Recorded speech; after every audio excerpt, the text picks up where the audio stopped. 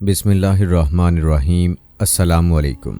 दोस्तों, मुहर्रम उल हराम का महीना आते ही हमारे दिलों में वाक़या करबला और शहादत हुसैन रज़ियल्लाहु ताला अन्हो की याद ताज़ा हो जाती है और हम लोग 10 मुहर्रम के इस वाक़े को याद करते हैं। दोस्तों, इस बात में कोई शक नहीं कि मुहर्रम उल हराम और आशूरा के दिन का ये दर्दनाक और अफसोसनाक वाक़या है, इसमें हज़रत इमाम हुसैन रज़ियल्लाहु ताला अन्हो और उनके अहल साथियों को शहीद किया गया। लेकिन याद रखें, 10 मुहर्रम के दिन के इस वाक़े के अलावा भी बड़ी अहमियत है और इस दिन के साथ और इस महीने के साथ और भी बहुत से अहम वाक़यात मुंसलिक हैं। इस दिन की अहमियत वाक़या करबला से पहले भी बयान हुई है और इस दिन के साथ हज़रत मूसा अलैहिस्सलाम की ज़िंदगी और गुज़श्ता अनबिया की ज़िंदगी के अहम वाक़यात भी मुंसलिक हैं। इसी तरह नबी करीम सल्लल्लाहु अलैहि वसल्लम की अहादीस में और कुरान पाक में भी इस दिन और इस महीने का जिक्र मिलता है। आज की इस वीडियो में हम आपको 10 मुहर्रम यौम आशूरा की अहमियत और फजीलत बताएंगे और इस दिन और इस महीने के साथ जुड़े अहम वाक़यात कौन कौन से हैं वो भी आपको बताएंगे और इसके साथ हज़रत इमाम हुसैन रज़ियल्लाहु ताला अन्हो की शहादत का वाक़या भी आपको सुनाएंगे। वीडियो बहुत ही अहम होने वाली है, लिहाजा वीडियो को आप आखिर तक लाजमी देखिएगा। दोस्तों, आपको बताते चलें कि यौम आशूरा ज़माना जाहलियत में भी कुरैश मक्का के नज़दीक बड़ा मोहतरम दिन था। इस दिन खाना काबा पर नया गुलाफ डाला जाता था और कुरैश उस दिन रोज़ा रखते थे। ख्याल किया जाता था कि हज़रत इब्राहीम अलैहिस्सलाम की कुछ रिवायात उसके बारे में उन तक पहुँची होंगी।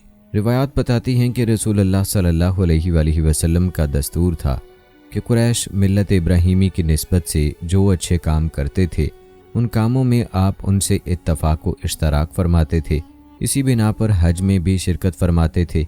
अपने इस उसूल की बिना पर आप कुरैश के साथ आशूरा का रोज़ा भी रखते थे, लेकिन दूसरों को उसका हुक्म नहीं देते थे। फिर जब आप मदीना तैयबा तशरीफ़ लाए और यहाँ यहूद को भी आपने आशूरा का रोज़ा रखते देखा और उनकी ये रिवायत पहुँची कि ये वो मुबारक तारीख़ी दिन है जिसमें हज़रत मूसा अलैहिस्सलाम और उनकी कौम को अल्लाह तबारक व तआला ने नजात अता फरमाई थी और फ़िरौन और उसके लश्कर को गर्काब किया था, तो आप सल्लल्लाहु अलैहि वसल्लम ने उस दिन के रोज़े का ज़्यादा एहतमाम फरमाया और मुसलमानों को भी अमूमी हुक्म दिया कि वो भी इस दिन रोज़ा रखा करें। बाज़ हदीसों में है कि आपने इसका ऐसा ताकीदी हुक्म दिया जैसा हुक्म फ़राइज़ और वाजिबात के लिए दिया जाता है। चुनाचे बुखारी और मुस्लिम में सलमा बिन अकू रज़ियल्लाहु ताला अन्हो और रबी बिनत माऊज़ बिन अफ़रा रज़ियल्लाहु ताला अन्हो से मरवी है कि रसूलुल्लाह सल्लल्लाहु अलैहि वसल्लम ने यौम आशूर की सुबह मदीना मुनव्वरा के आसपास की उन बस्तियों में जिनमें अंसार रहते थे ये इत्तला भिजवाई कि जिन लोगों ने अभी तक कुछ खाया पिया ना हो वो आज के दिन का रोज़ा रखें और जिन्होंने कुछ खा पी लिया हो वो भी दिन के बाकी हिस्से में कुछ ना खाएं बल्कि रोज़ादारों की तरह रहें। बाद में जब रमज़ानुल मुबारक के रोज़े फ़र्ज़ हुए तो आशूरा के रोज़े की फ़र्ज़ियत मनसूख हो गई और इसकी हैसियत एक नफली रोज़े की रह गई। लेकिन इसके बाद भी रसूलुल्लाह सल्लल्लाहु अलैहि वसल्लम का मामूल यही रहा कि आप रमज़ानुल मुबारक के फ़र्ज़ रोज़ों के अलावा नफली रोज़ों में सबसे ज़्यादा इसी रोज़े का एहतमाम फरमाते थे। दोस्तों, आपको बताते चलें कि 10 मुहर्रम यौम आशूरा की तारीख़ी अहमियत तारीख़ इस्लाम ही के साथ मुंसलिक नहीं है, बल्कि उसकी तारीख़ तख्लीक़ आदम से शुरू होती है, बल्कि तारीख़ के अजीम वाक़यात उससे जुड़े हुए हैं। आइए आपको बताते चलें कि उस दिन के साथ कौन से अहम वाक़यात जुड़े हैं। दोस्तों, मौरख़ीन ने लिखा है कि यौम आशूरा में ही आसमान व ज़मीन, कलम और हज़रत आदम अलैहिस्सलाम को पैदा किया गया है। इसी दिन हज़रत आदम अलैहिस्सलाम की तौबा कबूल हुई। इसी दिन हज़रत इदरीस अलैहिस्सलाम को आसमान पर उठाया गया। इसी दिन हज़रत नूह अलैहिस्सलाम की कश्ती हौलनाक सैलाब से महफूज होकर कोहे जूदी पर लंगर अंदाज हुई। उसी दिन हज़रत इब्राहीम अलैहिस्सलाम को खलीलुल्लाह बनाया गया और उन पर आग गुले गुलजार हुई। उसी दिन हज़रत इस्माईल अलैहिस्सलाम की पैदाइश हुई। उसी दिन हज़रत यूसुफ अलैहिस्सलाम को कैद खाने से रिहाई नसीब हुई और मिस्र की हुकूमत मिली। उसी दिन हज़रत यूसुफ अलैहिस्सलाम की हज़रत याकूब अलैहिस्सलाम से एक तवील अरसे के बाद मुलाकात हुई। उसी दिन हज़रत मूसा अलैहिस्सलाम और उनके कौम बनी इसराइल को फ़िरौन के जुल्म व इस्तबदाद से नजात हासिल हुई। उसी दिन हज़रत मूसा अलैहिस्सलाम पर तौरात नाजिल हुई।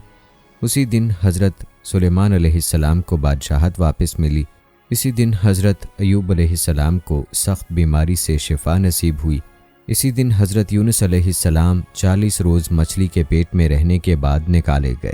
اسی دن حضرت یونس علیہ السلام کی قوم کی توبہ قبول ہوئی اور ان کے اوپر سے عذاب ٹلا۔ اسی دن حضرت عیسیٰ علیہ السلام کی پیدائش ہوئی اور اسی دن حضرت عیسیٰ علیہ السلام کو یہودیوں کے شر سے نجات دلا کر آسمان پر اٹھایا گیا۔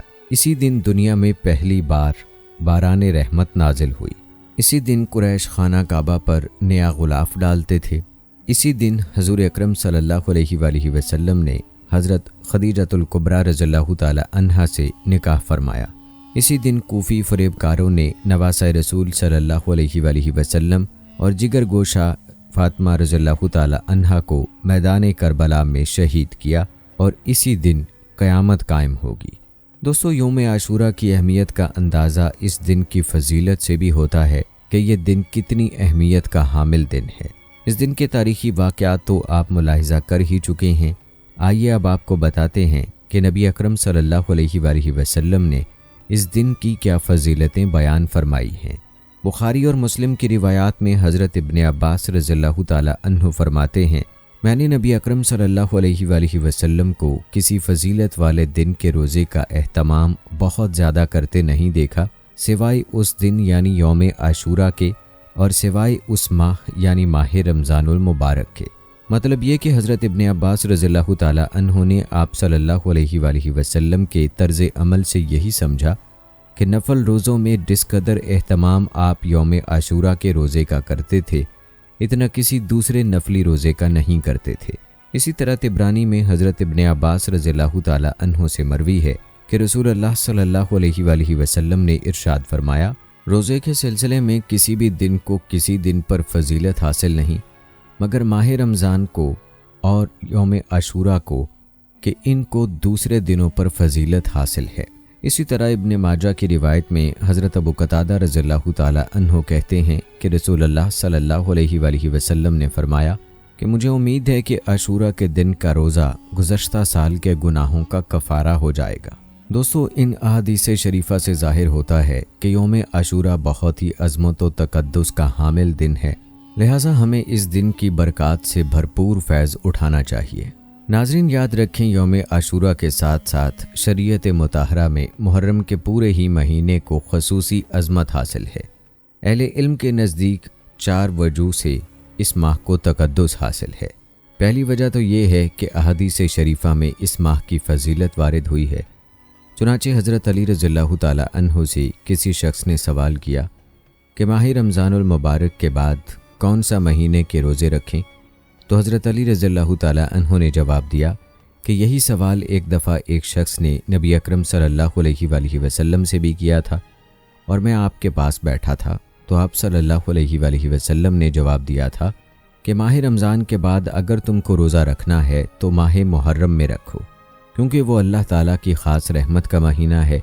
اس میں ایک دن ایسا ہے جس میں اللہ تعالیٰ نے ایک قوم کی توبہ قبول فرمائی اور آئندہ بھی ایک قوم کی توبہ اس دن قبول فرمائے گا۔ اسی طرح حضرت ابو ہریرہ رضی اللہ تعالی عنہ سے روایت ہے کہ نبی اکرم صلی اللہ علیہ وآلہ وسلم نے ارشاد فرمایا، ماہ رمضان کے روزوں کے بعد سب سے افضل روزہ ماہ محرم کا ہے۔ اسی طرح ابن عباس رضی اللہ تعالی عنہ سے روایت ہے کہ نبی اکرم صلی اللہ علیہ وآلہ وسلم نے ارشاد فرمایا، جو شخص محرم کے ایک دن میں روزہ رکھے اور اس کو ہر دن کے روزے کے بدلے 30 دن روزہ رکھنے کا ثواب ملے گا۔ دوستو، بیان کی گئی احادیث شریفہ سے دوسری وجہ یہ معلوم ہوئی کہ یہ شہر اللہ ہے، یعنی اللہ تعالیٰ کی خاص رحمتوں کا مہینہ ہے، لہٰذا اس ماہ کی اضافت اللہ کی طرف کرنے سے اس کی خصوصی عظمت و فضیلت ثابت ہوتی ہے۔ دوستو، اس مہینے کی عظمت کی تیسری وجہ یہ ہے کہ یہ مہینہ اشہر حرم یعنی ان 4 مہینوں میں سے ہے کہ جن کو دوسرے مہینوں پر ایک خاص مقام حاصل ہے۔ وہ 4 مہینے یہ ہیں: ذی-القعدہ، ذی الحجہ، محرم الحرام، رجب۔ یاد رکھیں ان مہینوں کا تذکرہ ہمیں قرآن پاک میں بھی ملتا ہے، یعنی قرآن پاک میں ان مہینوں کو حرمت والے مہینے کہا گیا ہے۔ دوستو، اس مہینے کی عظمت کی چوتھی وجہ یہ کہ اسلامی سال کی ابتدا اسی مہینے سے ہے۔ چنانچہ امام غزالی رحمۃ اللہ علیہ کہتے ہیں کہ ماہ محرم میں روزوں کی فضیلت کی وجہ یہ ہے کہ اس مہینے سے سال کا آغاز ہوتا ہے، اس لیے اسے نیکیوں سے معمور کرنا چاہیے اور اللہ سے یہ توقع رکھنی چاہیے کہ وہ ان روزوں کی برکت پورے سال رکھے گا۔ ناظرین، اس بات میں کوئی شک نہیں کہ یوم عاشورہ یعنی 10 محرم کا دن بڑی فضیلت اور اہمیت کا حامل ہے، لیکن اس دن کے حوالے سے ہمیں یہ بھی معلوم ہونا چاہیے کہ اس دن کیا کام کرنے ہیں اور کیا نہیں۔ دوستو، ہم آپ کو یہ بھی بتائیں گے کہ اس دن سے کیا بدعات جڑی ہیں جن سے ہمیں بچنے کی ضرورت ہے، لیکن پہلے آپ کو یہ بتاتے ہیں کہ یوم عاشورہ میں کرنے کے کام کون کون سے ہیں۔ دوستو، یاد رکھیں، احادیث طیبہ سے یوم عاشورہ میں صرف 2 چیزیں ثابت ہیں۔ ایک روزہ، جیسا کہ سلسلے میں روایات آپ ملاحظہ کر چکے ہیں۔ البتہ یہ بات یاد رکھنی چاہیے کہ احادیث میں نبی اکرم صلی اللہ علیہ وآلہ وسلم نے کفار و مشرکین کی مشابہت اور یہود و نصارہ کی بود و باش اختیار کرنے سے منع فرمایا ہے۔ اس حکم کے تحت چونکہ تنہا یوم عاشورہ کا روزہ رکھنا یہودیوں کے ساتھ اشتراک اور تشابہ ہے، دوسری طرف اس کو چھوڑ دینا اس کی برکات سے محرومی کا سبب تھا، اس لیے اللہ تعالیٰ کے مقدس پیغمبر صلی اللہ علیہ وآلہ وسلم نے ہمیں یہ تعلیم دی کہ یوم عاشورہ کے ساتھ ایک دن کا روزہ اور ملا لو۔ بہتر تو یہ ہے کہ 9ویں اور 10ویں تاریخ کا روزہ رکھو، اور اگر کسی وجہ سے 9ویں کا روزہ نہ رکھ سکو تو پھر 10ویں کے ساتھ 11ویں کا روزہ رکھ لو، تاکہ یہود کی مخالفت ہو جائے اور ان کے ساتھ کسی بھی قسم کا تشابہ نہ رہے۔ جیسا کہ حضرت عبداللہ بن عباس رضی اللہ تعالیٰ عنہ سے مروی ہے کہ رسول اللہ صلی اللہ علیہ وآلہ وسلم نے یوم عاشورہ کا روزہ رکھا اور مسلمانوں کو بھی اس کا حکم دیا۔ تو بعض صحابہ نے عرض کیا کہ یا رسول اللہ صلی اللہ علیہ وآلہ وسلم، اس دن کو یہود و نصارہ بڑے دن کی حیثیت سے مناتے ہیں، تو کیا اس میں کوئی ایسی تبدیلی ہو سکتی ہے جس کے بعد یہ اشتراک اور تشابہ والی بات ختم ہو جائے؟ تو آپ صلی اللہ علیہ وآلہ وسلم نے ارشاد فرمایا، جب اگلا سال آئے گا تو ہم 9ویں کو بھی روزہ رکھیں گے۔ ابن عباس رضی اللہ تعالیٰ عنہ بیان فرماتے ہیں کہ اگلا سال آنے سے پہلے ہی رسول اللہ صلی اللہ علیہ وآلہ وسلم کا وصال ہو گیا۔ دوستو، اس حدیث کے پیش نظر بعض فقہا نے لکھا ہے کہ صرف یوم عاشورہ کا روزہ رکھنا مکروہ ہے، لیکن حضرت علامہ انور شاہ کاشمیری رحمۃ اللہ علیہ نے فرمایا کہ عاشورہ کے روزے کی 3 شکلیں ہیں، 9ویں، 10ویں اور 11ویں تینوں کا روزہ رکھا جائے، 9ویں اور 10ویں کا روزہ رکھا جائے، صرف 10ویں تاریخ کا روزہ رکھا جائے۔ ان میں پہلی شکل سب سے افضل ہے اور دوسری شکل کا درجہ اس سے کم ہے اور تیسری شکل کا درجہ سب سے کم ہے۔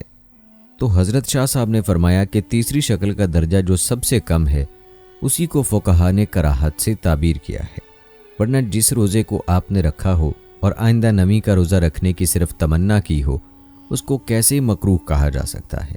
دوستو، عاشورہ کے دن کا دوسرا کام اہل و عیال پر رزق میں فراخی کرنا ہے۔ شریعت اسلامیہ نے اس دن کے لیے دوسری تعلیم دی ہے کہ اس دن اپنے اہل و عیال پر کھانے پینے میں وسعت اور فراخی کرنا اچھا ہے، کیونکہ اس عمل کی برکت سے تمام سال اللہ تعالیٰ فراخی رزق کے دروازے کھول دیتا ہے۔ اس حوالے سے حضرت ابو ہریرہ رضی اللہ تعالیٰ عنہ سے روایت ہے کہ رسول اللہ صلی اللہ علیہ وآلہ وسلم نے ارشاد فرمایا، جو شخص عاشورہ کے دن اپنے اہل و عیال پر کھانے پینے کے سلسلے میں فراخی اور وسعت کرے گا تو اللہ تعالیٰ پورے سال اس کے رزق میں وسعت عطا فرمائیں گے۔ آئیے دوستو، آپ کو بتاتے ہیں کہ عاشورہ کے دن کے روزے کی فضیلت کیا ہے۔ یاد رکھیں، یوم عاشورہ روزہ رکھنے کا دن ہے۔ روایات بتاتی ہیں کہ رمضان المبارک کے روزوں کی فرضیت سے پہلے عاشورہ کا روزہ ہی رکھا جاتا تھا، اور اللہ کے رسول صلی اللہ علیہ وآلہ وسلم نے ہجرت سے پہلے بھی اور ہجرت کے بعد بھی عاشورہ کا روزہ ہمیشہ رکھا۔ رمضان المبارک کے روزے فرض ہونے کے بعد عاشورہ کے روزے کی فرضیت تو ختم ہو گئی، لیکن رسول اللہ صلی اللہ علیہ وآلہ وسلم عاشورہ کا روزہ پابندی سے رکھتے رہے۔ اس طرح عاشورہ کا روزہ اللہ کے رسول کی دائمی سنت ہے۔ رسول اللہ صلی اللہ علیہ وآلہ وسلم عاشورہ کے روزے کا اہتمام اسی طرح کرتے تھے جس طرح رمضان کے روزوں کا اہتمام فرماتے تھے۔ دوستو، رسول اللہ صلی اللہ علیہ وآلہ وسلم کا دائمی طریقہ ہونا اس بات کے لیے کافی ہے کہ مسلمان اس کا اہتمام کریں، یہی اس کی سب سے بڑی فضیلت ہے۔ احادیث میں اس دن کے روزے کی فضیلت یوں بیان ہوئی ہے۔ مسلم شریف کی ایک روایت میں نبی اکرم صلی اللہ علیہ وآلہ وسلم فرماتے ہیں، امید ہے کہ یوم عاشورہ کا روزہ 1 سال کے گناہوں کا کفارہ بن جائے۔ دوستو، اس دن کے روزے کی کتنی زبردست فضیلت ہے کہ اس دن کے روزے میں پورے سال کے گناہوں کا کفارہ ہے لیکن افسوس کہ ہم لوگ اس فضیلت کو پانے کی کوشش نہیں کرتے، حالانکہ آپ صلی اللہ علیہ وآلہ وسلم کے خاص اہتمام کی وجہ سے اس دن خصوصی اہتمام کے ساتھ روزہ رکھنا چاہیے۔ دوستو، آپ کو بتاتے چلیں کہ یوم عاشوراء کی تاریخی فضیلت یہ ہے کہ جب اللہ تعالیٰ نے اپنے فضل سے حضرت موسیٰ علیہ السلام کو دریائے کلزم پار کروایا اور فرعون کو غرق کر دیا، تو حضرت موسیٰ علیہ السلام نے شکرانے کے طور پر عاشوراء کے دن روزہ رکھا تھا۔ اس لیے یہودی بھی عاشوراء کا روزہ رکھا کرتے تھے۔ جب رسول اللہ صلی اللہ علیہ وآلہ وسلم ہجرت کر کے مدینہ تشریف لائے اور کسی موقع پر آپ نے یہودیوں کو عاشوراء کا روزہ رکھتے ہوئے دیکھا تو آپ نے ان سے دریافت کیا کہ تم یہ روزہ کیوں رکھتے ہو؟ انہوں نے بتایا کہ جب اللہ تعالیٰ نے حضرت موسیٰ علیہ السلام اور بنی اسرائیل کو فرعون کے عذاب سے نجات دلائی تو حضرت موسیٰ علیہ السلام نے شکر کے طور پر آج کا روزہ رکھا، اس لیے ہم بھی آج کا روزہ رکھتے ہیں۔ اللہ کے رسول صلی اللہ علیہ وآلہ وسلم نے فرمایا کہ ہم موسیٰ علیہ السلام کی روایت پر عمل کرنے کے زیادہ حقدار ہیں، اس لیے آپ نے صحابہ کرام کو اس روزے کا اہتمام کرنے کی ترغیب دی۔ دوستو، اس روایت کے پیش نظر واضحین اس کو اس طرح بیان کرتے ہیں جیسے رسول اللہ صلی اللہ علیہ وآلہ وسلم نے عاشوراء کا روزہ مدینے میں آنے کے بعد رکھنا شروع کیا ہو، یعنی حضرت موسیٰ علیہ السلام کی اتباع میں یہود کے طرز عمل کو دیکھ کر شروع کیا ہو، لیکن یہ درست نہیں ہے۔ رسول اللہ صلی اللہ علیہ وآلہ وسلم صحابہ کرام مکہ میں بھی عاشوراء کا روزہ رکھتے تھے، بلکہ قریش یعنی مشرکین مکہ بھی عاشوراء کا روزہ رکھتے تھے۔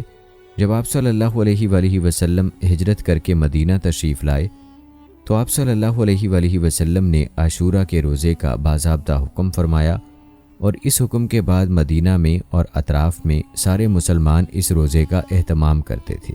بخاری شریف کی ایک روایت میں حضرت عائشہ رضی اللہ تعالی عنہا فرماتی ہیں کہ جب رمضان المبارک کے روزے فرض ہو گئے تو پھر آپ صلی اللہ علیہ وآلہ وسلم نے عاشوراء کے روزے کو اختیاری بنا دیا، جو چاہے رکھے، جو نہ چاہے نہ رکھے۔ البتہ آپ صلی اللہ علیہ وآلہ وسلم خود اہتمام کے ساتھ رکھتے رہے اور اسی دن کے روزے کا خصوصی اہتمام فرماتے رہے۔ دوستو، یاد رکھیں، عبادات میں جتنی عبادت مشروع ہے یعنی رسول اللہ صلی اللہ علیہ وآلہ وسلم سے ثابت ہے، اتنی ہی کرنا عین اتباع رسول ہے، اس میں کمی یا زیادتی کرنا نفس کی اتباع ہے۔ اس لیے عاشوراء محرم کا تقاضا یہ ہے کہ جس طرح رسول اللہ صلی اللہ علیہ وآلہ وسلم نے اس دن روزہ رکھا، ہم بھی روزہ رکھیں اور یہ امید کریں کہ اس کے ذریعے ہمارے گناہ معاف ہوں گے، اور اس طرح ہم اس تاریخی روایت سے بھی وابستہ ہو جائیں گے جو حضرت موسیٰ علیہ السلام سے آج تک چلی آ رہی ہے، یعنی اسی دن بنی اسرائیل کو فرعون کے مظالم سے نجات ملی۔ گویا یہ دن استعارہ ہے مظلوم کی نصرت کا۔ اللہ تعالی ہم کو عاشوراء کا اسی طرح اہتمام کرنے کی توفیق نصیب فرمائے جیسا اہتمام اس نے اپنے رسول صلی اللہ علیہ وآلہ وسلم کے ذریعے سے کرایا۔ آمین یا رب العالمین۔ دوستو، یاد رکھیں، عاشوراء کے دن کا ذکر ہو اور شہادت حسین رضی اللہ تعالی عنہ کا ذکر نہ ہو، یہ ممکن نہیں۔ ہم شہادت حسین پر بھی تفصیل سے بات کریں گے، لیکن اس سے پہلے آپ کو محرم کے مہینے میں پیش آنے والے اہم واقعات کے بارے میں بتاتے ہیں۔ یہ اہم واقعات ملاحظہ فرمائیں۔ ابرہہ شاہ یمن کی ہلاکت کا واقعہ، اصحاب فیل، یہ واقعہ ولادت رسول سے پہلے پیش آیا۔ شیب ابی طالب کی محصوری کا واقعہ یکم محرم 6 نبوی کو پیش آیا۔ نکاح سیدہ فاطمہ الزہرا رضی اللہ تعالی عنہا جو سیدنا علی رضی اللہ تعالی عنہ کے ساتھ ہوا 2 ہجری کو ہوا۔ غزوہ غطفان محرم 3 ہجری کو پیش آیا۔ نکاح سیدہ ام کلثوم رضی اللہ تعالی عنہا بنت رسول محرم 3 ہجری کو سیدنا عثمان رضی اللہ تعالی عنہ کے ساتھ ہوا۔ سریہ ابی سلمہ مخزومی محرم 4 ہجری میں ہوا۔ سریہ محمد بن سلمہ انصاری محرم 6 ہجری میں ہوا۔ سلاطین عالم کو دعوت اسلام محرم 7 ہجری میں دی گئی۔ غزوہ خیبر محرم 7 ہجری میں ہوا۔ مہاجرین حبشہ کی حبشہ سے واپسی محرم 7 ہجری میں ہوئی۔ ام المومنین سیدہ صفیہ رضی اللہ تعالی عنہا کا نکاح رسول کریم صلی اللہ علیہ وآلہ وسلم کے ساتھ محرم 7 ہجری میں ہوا۔ غزوہ وادی القرا محرم 7 ہجری میں ہوا۔ واقعہ لیلۃ العریس و قضا نماز فجر کا واقعہ محرم 7 ہجری میں پیش آیا۔ عام الوفود کا واقعہ محرم 9 ہجری میں پیش آیا۔ تقرر عاملین زکوٰۃ محرم 9 ہجری میں ہوا۔ سریہ ابن عینیہ محرم 9 ہجری میں ہوا۔ دوستو، یہ نبی کریم صلی اللہ علیہ وآلہ وسلم کی زندگی کے دوران کے چند واقعات آپ نے ملاحظہ کیے جو محرم کے مہینے میں پیش آئے، جن میں نکاح بھی شامل ہیں۔ اس کے بعد بھی تاریخ اسلام کے متعدد واقعات جو محرم میں پیش آئے، البتہ تمام واقعات کو یہاں بیان نہیں کیا جا سکتا۔ ان واقعات سے یہ ثابت ہوتا ہے کہ محرم الحرام کے مہینے میں نکاح کرنے میں اگر کوئی قباحت ہوتی تو نبی کریم صلی اللہ علیہ وآلہ وسلم کے دور میں نکاح نہ ہوتے، بلکہ خود نبی اکرم صلی اللہ علیہ وآلہ وسلم کا نکاح محرم کے مہینے میں ہوا۔ اس لیے ان باتوں کی کوئی حقیقت نہیں ہے کہ اس مہینے میں نکاح نہ کرنا چاہیے یا نکاح کرنا نحوست کا سبب ہے۔ دوستو، محرم الحرام کی 10 تاریخ کے تمام واقعات ایک جانب اور حضرت امام حسین رضی اللہ تعالی عنہ کی شہادت کا واقعہ ایک جانب۔ یاد رکھیں، محرم الحرام کی 10 تاریخ یعنی عاشوراء کو تاریخ اسلامی کا یہ دردناک سانحہ پیش آیا کہ جس میں نواسہ رسول حضرت امام حسین رضی اللہ تعالی عنہ کی شہادت ہوئی۔ دوستو، چونکہ یہ واقعہ انتہائی افسوسناک تھا، اس لیے سارے عالم اسلام میں اس کی مذمت ہوئی اور بعد میں یہ سانحہ ایک استعارہ بن گیا، اور آج بھی عوام الناس میں 10 محرم سے مراد حضرت حسین رضی اللہ تعالی عنہ کی شہادت کا واقعہ ہی لیا جاتا ہے، اور اس دن کی قدیم تاریخی اور مذہبی حیثیت کو بہت کم یاد کیا جاتا ہے۔ دوستو، ہمیں شہادت حسین رضی اللہ تعالی عنہ کی شہادت کا یہ واقعہ بھی یاد رکھنا چاہیے، کیونکہ حضرت حسین رضی اللہ تعالی عنہ کی شہادت بلا شبہ بہت بڑا واقعہ تھا، اسی لیے امت اسلامیہ اس کا زخم ابھی تک نہیں بھول پائی۔ آئیے آپ کو شہادت حسین کا یہ دردناک واقعہ بھی سناتے ہیں، جو کہ 10 محرم الحرام کا ایک اہم سانحہ ہے۔ ہم آپ کو حضرت امام حسین رضی اللہ تعالی عنہ کی روانگی سے لے کر شہادت تک کا پورا واقعہ سنائیں گے، لہٰذا ویڈیو کو آپ سکپ نہ کیجیے گا۔ دوستو، مورخین لکھتے ہیں، مکہ معظمہ سے روانہ ہوتے وقت امام علی مقام کے ساتھ حضرت عبداللہ بن زبیر رضی اللہ تعالی عنہ کھڑے تھے۔ حضرت عبداللہ نے ان سے کہا، اے فرزند فاطمہ، نزدیک آؤ۔ امام علی مقام قریب ہوئے تو انہوں نے سرگوشی کی، پھر امام ہماری طرف متوجہ ہوئے اور فرمایا، تمہیں معلوم ہے عبداللہ بن زبیر نے کیا کہا ہے؟ ہم نے عرض کی، ہم آپ پر فدا ہوں، ہمیں نہیں معلوم۔ آپ نے فرمایا، عبداللہ بن زبیر نے کہا، آپ اس مسجد میں ٹھہریں، میں آپ کی حمایت کے لیے لوگوں کو جمع کرتا ہوں۔ امام علی مقام نے فرمایا، باخدا، اگر میں اس مسجد سے ایک بالشت باہر شہید کیا جاؤں تو یہ ایک بالشت اندر شہید ہونے سے مجھے زیادہ پسند ہے۔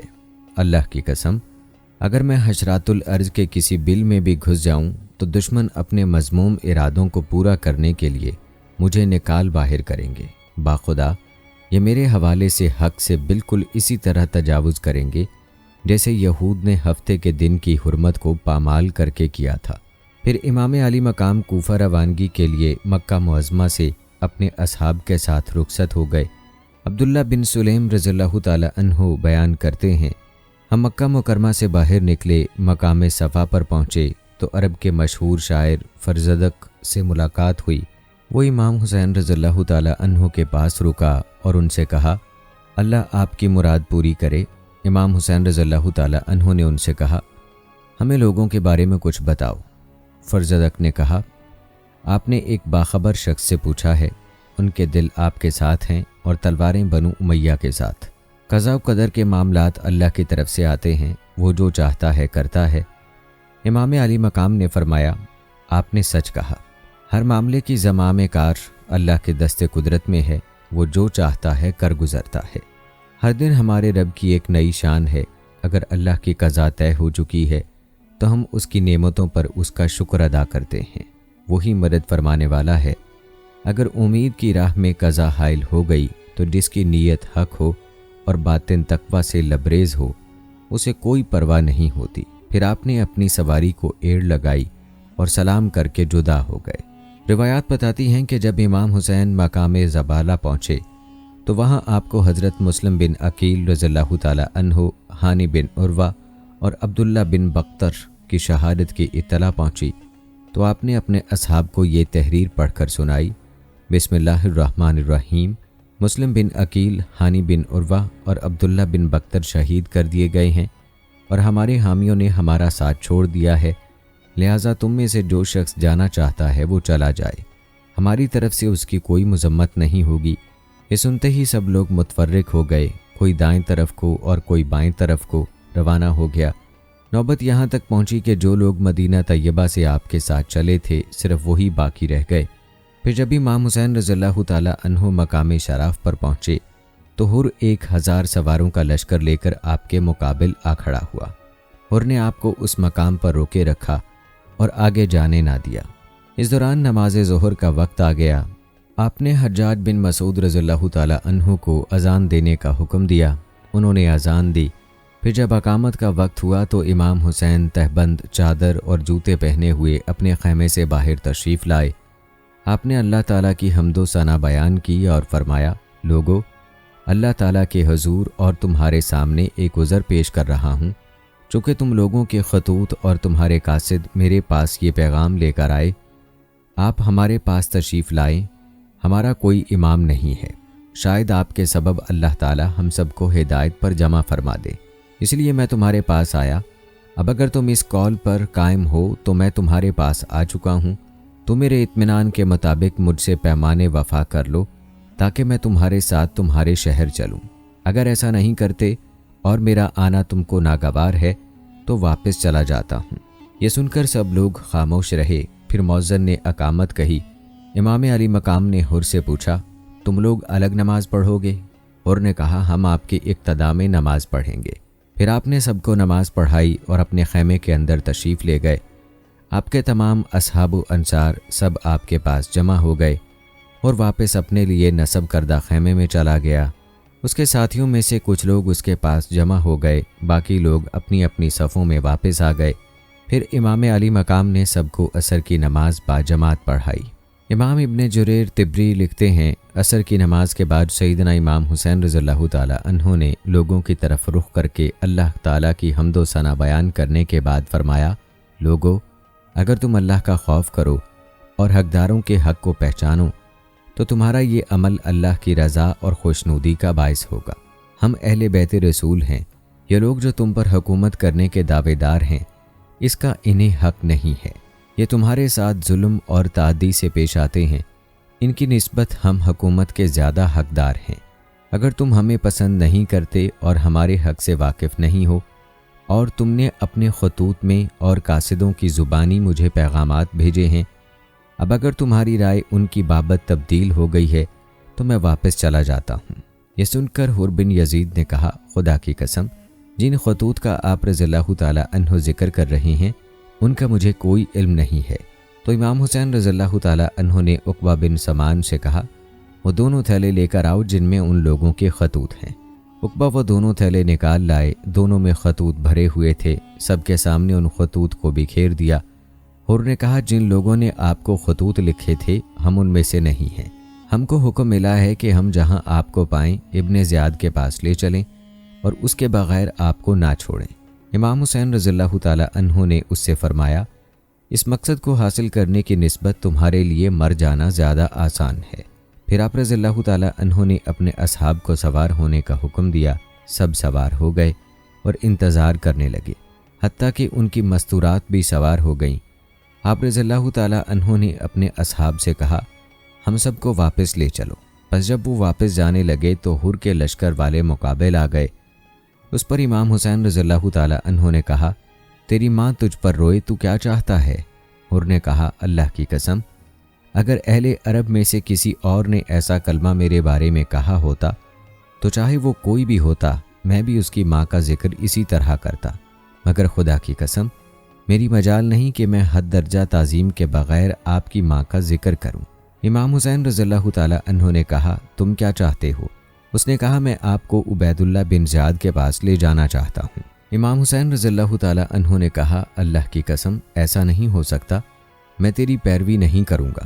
دوستو، اس کے بعد حضرت امام حسین رضی اللہ تعالیٰ عنہ نے اگلا جو خطبہ فرمایا اس کے بارے میں عقبہ بن ابی العزار بیان کرتے ہیں کہ امام حسین رضی اللہ تعالیٰ عنہ نے اپنے اور حر بن یزید کے اصحاب کو مقام بیضہ میں خطبہ دیا۔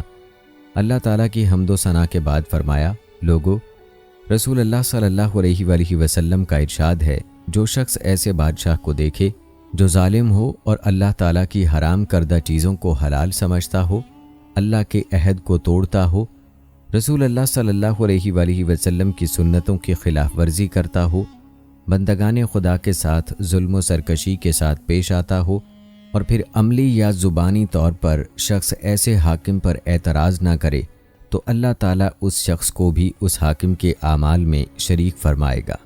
آگاہ ہو جاؤ، ان حاکموں نے شیطان کی اطاعت اختیار کی ہے اور خدا کی اطاعت کو ترک کر دیا ہے، فساد کو ظاہر اور حدود شرع کو معطل کر دیا ہے، مال غنیمت کو غصب، حرام کو حلال اور حلال کو حرام کر رکھا ہے۔ ان پر اعتراض کرنے کا سب سے زیادہ حق مجھے ہے۔ تمہارے خطوط میرے پاس آئے، تمہارے قاصد میرے پاس تمہاری طرف سے بیعت کرنے کے لیے آئے کہ تم میرا ساتھ نہ چھوڑو گے، مجھے دشمنوں کے حوالے نہیں کرو گے۔ اگر تم اپنی بیعت کو پورا کرتے ہو تو بہرہ مند رہو گے۔ میں حسین ہوں، علی و فاطمہ بنت رسول رضی اللہ تعالی عنہا کا فرزند ہوں۔ میری جان تمہاری جانوں کے ساتھ اور میرے اہل و عیال تمہارے اہل و عیال کے ساتھ ہیں۔ میں تمہارا پیشوا ہوں۔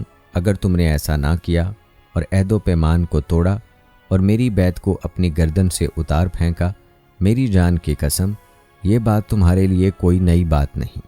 یہی سلوک تم نے میرے ماں باپ، میرے بھائی اور میرے چچا زاد مسلم بن عقیل کے ساتھ کیا ہے۔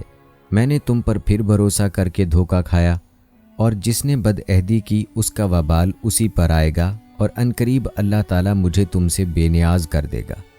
اس خطبے کے بعد اگلا خطبہ آپ رضی اللہ تعالیٰ عنہ نے مقام ذی حسم پر دیا۔ آپ رضی اللہ تعالیٰ عنہ نے خطبہ دیتے ہوئے اللہ تعالیٰ کی حمد و ثنا بیان کی اور پھر فرمایا، تم لوگ دیکھ رہے ہو کیا حال ہو رہا ہے، دنیا بدل چکی ہے، پہچانی نہیں جاتی، نیکیاں روح گرداں ہو گئیں، اب صرف برتن کا دھون باقی رہ گیا ہے، اور بدترین اور ناگوار زندگی۔ کیا تم دیکھتے نہیں ہو کہ حق پر عمل نہیں ہوتا، باطل سے پرہیز نہیں کیا جاتا؟ مومن کو اب چاہیے کہ حق پر رہ کر خدا سے ملاقات کرے۔ میں دیکھتا ہوں کہ مر جانا شہادت ہے، اور ظالموں کے ساتھ زندگی بسر کرنا ناگوار امر ہے۔ دوستو، اس کے بعد حضرت امام حسین رضی اللہ تعالی عنہ نے جو آخری خطبہ یوم عاشور کے دن فرمایا، اس خطبے کے بارے میں امام ابن کثیر رحمۃ اللہ علیہ یوں لکھتے ہیں، امام حسین رضی اللہ تعالی عنہ اپنے گھوڑے پر سوار ہو گئے، قرآن مجید کو اٹھایا اور اپنے سامنے رکھا، پھر قوم کی طرف رخ کیا۔ اس وقت آپ ہاتھ اٹھائے ہوئے یہ دعا مانگ رہے تھے، اے اللہ، ہر مصیبت میں تیری ہی ذات پر میرا بھروسہ ہے، اور ہر مشکل میں تو ہی میری امید ہے۔ پھر آپ رضی اللہ تعالی عنہ کے شہزادے علی بن حسین رضی اللہ تعالی عنہ ایک گھوڑے پر سوار ہوئے۔ وہ کمزور اور بیمار تھے۔ امام حسین رضی اللہ تعالی عنہ نے بلند آواز میں فرمایا، لوگو، میں تمہیں ایک نصیحت کرتا ہوں، توجہ سے سنو۔ سب لوگ خاموش ہو گئے۔ امام علی مقام نے اللہ تعالیٰ کی حمد و ثنا کے بعد فرمایا، لوگو، اگر تم مجھ سے نصیحت قبول کرتے ہو اور میرے ساتھ انصاف کرتے ہو تو یہ تمہارے لیے سعادت کی بات ہوگی، اور تم پر میرا کوئی زور نہیں ہے، اور اگر تم میری نصیحت قبول نہیں کرتے تو تم اپنے خود ساختہ آقاؤں کے ساتھ مل کر سازش کو پختہ کر لو، پھر تمہیں اپنے فیصلے میں کوئی تذبذب باقی نہ رہے۔ پھر سورہ یونس کی آیت نمبر 71 تلاوت فرمائی، جن کا ترجمہ ہے، پھر تم جو کچھ میرے خلاف کر سکتے ہو وہ کر گزرو اور مجھے مہلت نہ دو۔ اور اسی طرح سورہ الاعراف کی آیت نمبر 196 تلاوت فرمائی، جس کا ترجمہ ہے، بے شک میرا پروردگار اللہ ہے جس نے یہ کتاب نازل کی ہے اور وہ نیک لوگوں کی مدد کرتا ہے۔ جب آپ رضی اللہ تعالی عنہ کی بہنوں اور بیٹیوں نے یہ سنا تو وہ بلند آواز سے رونے لگیں۔ اس پر آپ رضی اللہ تعالی عنہ نے کہا، اللہ تعالیٰ ابن عباس پر رحم فرمائے، انہوں نے مجھے مشورہ دیا تھا کہ اپنے ساتھ خواتین کو نہ لے کر جائیں اور معاملات درست ہونے تک ان کو مکہ میں رہنے دیں، اور اپنے بھائی عباس کو بھیجا تو اس نے ان کو خاموش کر دیا۔ پھر آپ رضی اللہ تعالی عنہ نے لوگوں کو اپنی ذاتی فضیلت، نسب کی عظمت، مرتبے کی بلندی اور بزرگی بیان فرمائی۔ آپ رضی اللہ تعالی عنہ نے فرمایا، اپنے ضمیر کو ٹٹولو اور اپنا محاسبہ کرو، کیا تمہارے لیے مجھ جیسے شخص کا قتل جائز ہے؟ اور میں تمہارے نبی کریم صلی اللہ علیہ وآلہ وسلم کی بیٹی کا بیٹا ہوں، روئے زمین پر میرے سوا کسی نبی کی بیٹی کا کوئی بیٹا نہیں۔ علی رضی اللہ تعالی عنہ میرے والد ہیں، جعفر رضی اللہ تعالی عنہ میرے چچا ہیں، حمزہ سید الشہداء رضی اللہ تعالی عنہ میرے والد کے چچا ہیں۔ میرے اور میرے بھائی کے بارے میں رسول اللہ صلی اللہ علیہ وآلہ وسلم نے فرمایا ہے، یہ دونوں جنت کے نوجوانوں کے سردار ہیں۔ اگر تم میری بات کی تصدیق کرتے ہو تو میں سچ کہتا ہوں، اللہ کی قسم، جب سے میں نے جانا ہے کہ اللہ تعالیٰ جھوٹ پر ناراض ہوتا ہے میں نے جھوٹ نہیں بولا۔ اگر ایسا نہیں ہے تو رسول اللہ صلی اللہ علیہ وآلہ وسلم کے اصحاب سے اس بارے میں پوچھ لو۔ حضرت جابر بن عبداللہ، ابو سعید خدری، سہل بن سعد، زید بن ارقم اور انس بن مالک رضی اللہ تعالی عنہم تمہیں اس بارے میں بتا دیں گے۔ تم پر افسوس ہے کہ تم اللہ سے نہیں ڈرتے، کیا یہ میرا خون بہانے سے تمہارے لیے رکاوٹ نہیں ہے؟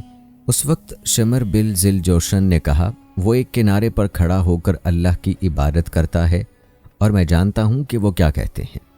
تو حبیب بن مطر نے اس کو جواب دیا، خدا کی قسم میں شمر، تم 70 کناروں پر کھڑے ہو کر اللہ کی عبادت کرتے ہو، اللہ کی قسم جو وہ کہہ رہے ہیں ہم جانتے ہیں، اور بے شک تیرے دل پر مہر لگ چکی ہے۔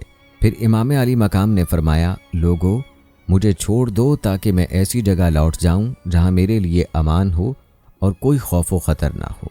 انہوں نے کہا، آپ اپنے چچا زاد کی بیعت کیوں نہیں کرتے؟ تو آپ رضی اللہ تعالی عنہ نے فرمایا، معاذ اللہ، میں ہر متکبر سے جو حساب کے دن پر ایمان نہیں رکھتا اپنے رب اور تمہارے رب کی پناہ میں آتا ہوں۔ پھر آپ رضی اللہ تعالی عنہ نے اپنی سواری کو بٹھایا اور عقبہ بن سمان کو حکم دیا تو اس نے سواری کو باندھ دیا۔ پھر فرمایا، مجھے بتاؤ، کیا میں نے تم میں سے کسی کو قتل کیا ہے جس کا تم مجھ سے مطالبہ کرتے ہو، یا میں نے تمہارا مال کھایا ہے؟ اگر کسی زخم کا قصاص مانگتے ہو، اس پر وہ لوگ خاموش ہو گئے۔ راوی کہتا ہے، پھر آپ رضی اللہ تعالی عنہ نے بلند آواز سے پکارا، اے شبیس بن ربی، اے حجار بن ابہر، اے قیس بن الاشس، اے زید بن الحارث، کیا تم نے مجھے نہیں لکھا کہ پھل پک چکے ہیں اور درخت سبز ہو چکے ہیں؟ آپ ہمارے پاس تشریف لائیں، آپ ایک تیار فوج کے پاس تشریف لائیں گے۔ انہوں نے کہا، ہم نے ایسا نہیں کہا۔ آپ رضی اللہ تعالی عنہ نے فرمایا، خدا کی قسم تم نے ایسا ہی کہا ہے۔ پھر فرمایا، لوگو جب تم مجھے ناپسند کرتے ہو تو مجھے چھوڑ دو تاکہ تمہارے پاس سے چلا جاؤں۔ تو قیس بن الاشس نے کہا، تم اپنے چچا زاد کی بیعت کیوں نہیں کرتے؟ وہ تمہیں تکلیف نہیں دیں گے اور آپ ان کو اچھا پائیں گے۔ امام حسین رضی اللہ تعالی عنہ نے اس سے فرمایا، تم اپنے بھائی کے بھائی ہو، کیا تم چاہتے ہو کہ بنو ہاشم تم سے مسلم بن عقیل کے خون سے زیادہ کا مطالبہ کریں؟ نہیں، اللہ کی قسم میں ذلیلوں کی طرح اس کی بیعت نہیں کروں گا اور نہ غلاموں کی طرح اس کو تسلیم کروں گا۔ ستم یہ ہے کہ محبت حسین کے دعوے دار تو بہت ہیں اور اپنے اپنے انداز میں ان کی یاد بھی مناتے ہیں، ان کا غم بھی تازہ کرتے ہیں، مگر ان کی اقدار کو زندہ کرنے والے آج بھی کامیاب بلکہ نایاب ہیں۔ دوستو، حضرت امام حسین رضی اللہ تعالی عنہ نے شہادت کا جو نمونہ پیش کیا وہ محض اپنی ذات تک محدود نہیں، انہوں نے اپنے پورے خاندان کو شیر خوار بچوں سمیت داؤ پر لگا دیا۔ شاید تنہا نواسہ رسول کی شہادت حصول مقصد کے لیے کافی تھی، لیکن نوجوانان جنت کے سردار حضرت امام حسین رضی اللہ تعالی عنہ کے سامنے پوری انسانیت کے لیے یہ نظیر قائم کرنا تھی کہ حق کی علمبرداری اور دین کا احیاء اس بات کا تقاضا کرتا ہے کہ دین سے محبت رکھنے والا اس کے لیے اپنی کسی بھی عزیز سے عزیز متاع کو بھی اللہ کی راہ میں لوٹا اور مٹا دینے سے گریز نہ کرے۔ دوستو، آپ نے حضرت امام حسین رضی اللہ تعالی عنہ کی شہادت کا مکمل واقعہ ملاحظہ فرمایا۔ یاد رکھیں، جہاں محرم کے مہینے میں 10 محرم کو حضرت امام حسین رضی اللہ تعالی عنہ کی شہادت کا واقعہ منسلک ہے، وہیں پر 1 محرم کو حضرت عمر فاروق رضی اللہ تعالی عنہ کی شہادت کا واقعہ بھی ہمیں یاد رکھنا چاہیے۔ یہ واقعہ بھی محرم الحرام کے اہم واقعات میں سے ایک ہے۔ آئیے آپ کو حضرت سیدنا عمر فاروق رضی اللہ تعالی عنہ کی شہادت کا واقعہ بھی بتاتے ہیں، لہٰذا ویڈیو کو آپ نے اسکپ نہیں کرنا اور آخر تک لازمی دیکھنا ہے۔ دوستو، حضرت عمر بن میمون رحمۃ اللہ علیہ بیان کرتے ہیں کہ جس دن حضرت سیدنا عمر رضی اللہ تعالی عنہ زخمی ہوئے، میں نماز فجر کے لیے صف میں موجود تھا۔ میرے اور حضرت عمر رضی اللہ تعالی عنہ کے درمیان صرف حضرت عبداللہ بن عباس رضی اللہ تعالی عنہ ہی تھے۔ حضرت عمر فاروق رضی اللہ تعالی عنہ کی عادت تھی کہ جب صفوں کے درمیان سے گزرتے تو فرماتے، برابر ہو جاؤ۔ جب وہ دیکھتے کہ صفوں میں خلا نہیں رہا تو آگے بڑھتے اور تکبیر تحریمہ کہتے۔ آپ رضی اللہ تعالی عنہ پہلی رکعت میں سورہ یوسف یا سورہ نحل یا اتنی ہی طویل کوئی اور سورت پڑھتے تھے تاکہ لوگ جماعت میں شامل ہو جائیں۔ اس دن ابھی آپ نے تکبیر تحریمہ ہی کہی تھی، میں نے آپ کی آواز سنی۔ مجوسی غلام ابو لولو فیروز مجوسی 2 دھاری خنجر سے آپ رضی اللہ تعالی عنہ پر حملہ آور ہوا۔ پھر وہ اپنا 2 دھاری خنجر لے کر دائیں بائیں وار کرتا ہوا آگے بڑھا، یہاں تک کہ اس نے 13 حضرات کو زخمی کیا، جن میں 7 حضرات شہید ہو گئے۔ ایک صحابی نے اس ملعون پر کپڑا ڈال کر جب اسے جکڑ لیا تو اس ملعون ابو لولو فیروز مجوسی نے خودکشی کر کے اپنے آپ کو بھی جہنم واصل کر دیا۔ ادھر حضرت عمر رضی اللہ تعالیٰ عنہ نے حضرت عبد الرحمن بن عوف رضی اللہ تعالیٰ عنہ کا ہاتھ پکڑا اور انہیں امامت کے لیے مصلی پر کھڑا کر دیا۔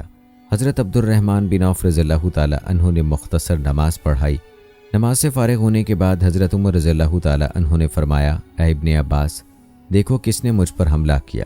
حضرت عبداللہ بن عباس رضی اللہ تعالیٰ عنہ نے عرض کیا، حضرت مغیرہ بن شعبہ کے غلام نے آپ پر حملہ کیا۔ حضرت عمر رضی اللہ تعالیٰ عنہ نے پوچھا، جو لوہار ہے؟ حضرت ابن عباس رضی اللہ تعالیٰ عنہ نے عرض کیا، جی ہاں۔ حضرت عمر رضی اللہ تعالیٰ عنہ نے فرمایا، اللہ اسے برباد کرے، میں نے تو اس کے لیے بھلائی کا حکم دیا۔ اللہ تعالیٰ کا شکر ہے کہ اس نے میری موت کسی ایسے آدمی کے ہاتھوں مقدر نہیں کی جو اسلام کا مدعی ہو۔ بعد ازاں زخمی حالت میں حضرت عمر فاروق رضی اللہ تعالیٰ عنہ کو ان کے گھر منتقل کیا گیا۔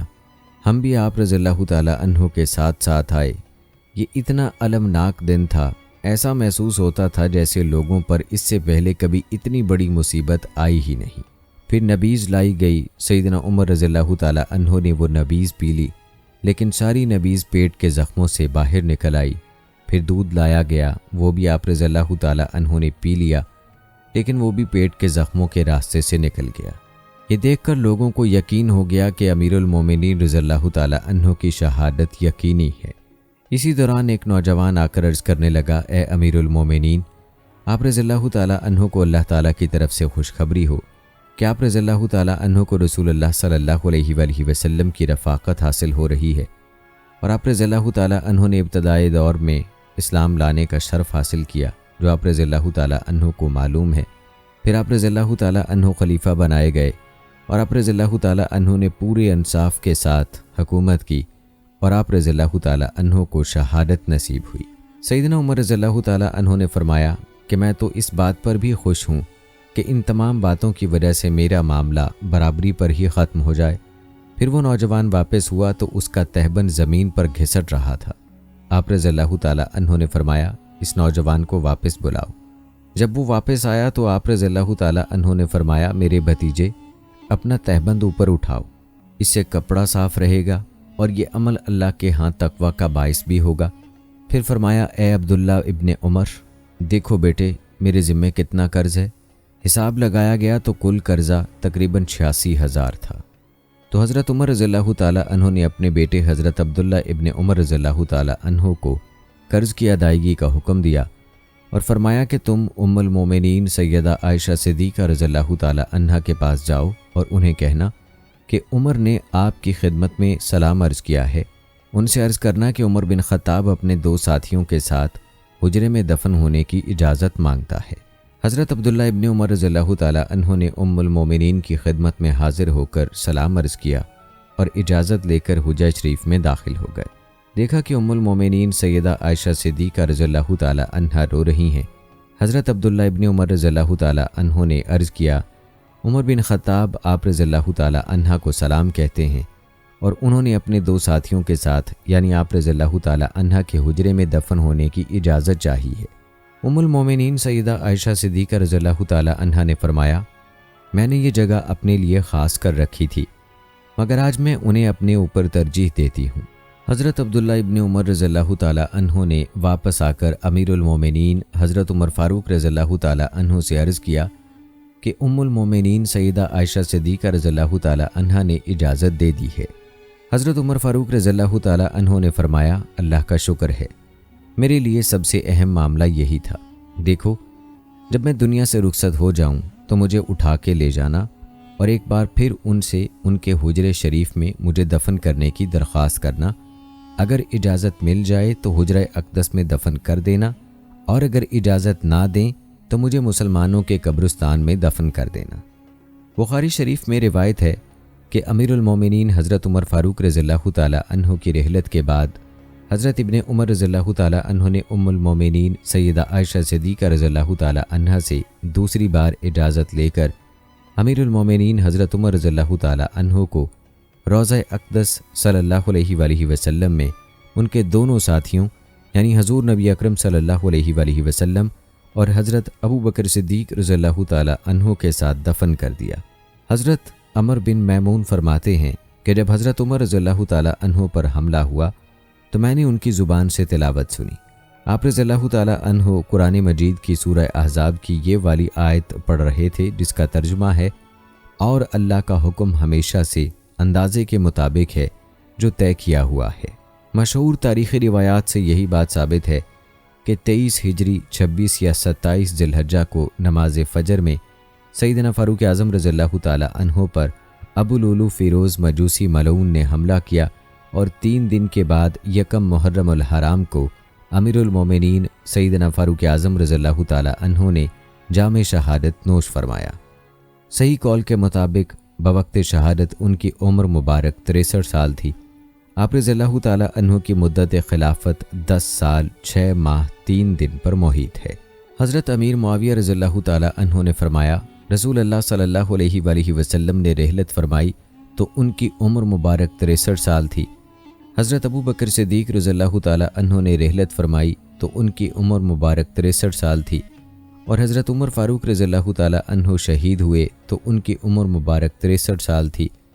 حضرت عبداللہ ابن عمر رضی اللہ تعالی عنہ فرماتے ہیں کہ حضرت صہیب بن سنان رومی رضی اللہ تعالی عنہ نے آپ رضی اللہ تعالی عنہ کی نماز جنازہ مسجد نبوی صلی اللہ علیہ وآلہ وسلم میں پڑھائی۔ علامہ ابن جوزی لکھتے ہیں کہ حضرت جابر رضی اللہ تعالی عنہ فرماتے ہیں کہ حضرت عمر فاروق رضی اللہ تعالی عنہ کی قبر میں 4 افراد حضرت عثمان رضی اللہ تعالی عنہ، حضرت سعید بن زید رضی اللہ تعالی عنہ، حضرت صہیب رضی اللہ تعالی عنہ اور حضرت عبداللہ ابن عمر رضی اللہ تعالی عنہ اترے، اور یوں امیر المومنین حضرت عمر فاروق رضی اللہ تعالی عنہ کی تدفین حجرہ نبویہ شریف صلی اللہ علیہ وآلہ وسلم میں ہوئی رضی اللہ تعالی عنہ۔ دوستو، یہ تھی ہماری آج کی ویڈیو۔ کمنٹ سیکشن میں اپنی رائے کا اظہار ضرور کریں اور بتائیں کہ آپ اگلی ویڈیو کون سے اسلامک ٹاپک پر دیکھنا چاہتے ہیں۔ آپ کی قیمتی رائے ہمارے لیے بہت اہمیت رکھتی ہے۔ جانے سے پہلے ویڈیو کو شیئر ضرور کیجیے گا۔ ہم امید کرتے ہیں کہ آپ کو ہماری آج کی یہ ویڈیو ضرور پسند آئی ہوگی۔ اگر آپ کو ہماری آج کی یہ ویڈیو پسند آئی ہے تو اس کو لائک کریں، شیئر کریں، اور اگر آپ نے ابھی تک ہمارا چینل سبسکرائب نہیں کیا ہے تو ابھی سبسکرائب کر لیں، ساتھ میں بیل نوٹیفیکیشن کو بھی ضرور آن کر لیں تاکہ لیٹسٹ اپلوڈ ہونے والی ویڈیوز کا نوٹیفیکیشن آپ کو بر وقت ملتا رہے۔ مجھے اگلی ویڈیو تک اجازت دیں۔ فی امان اللہ۔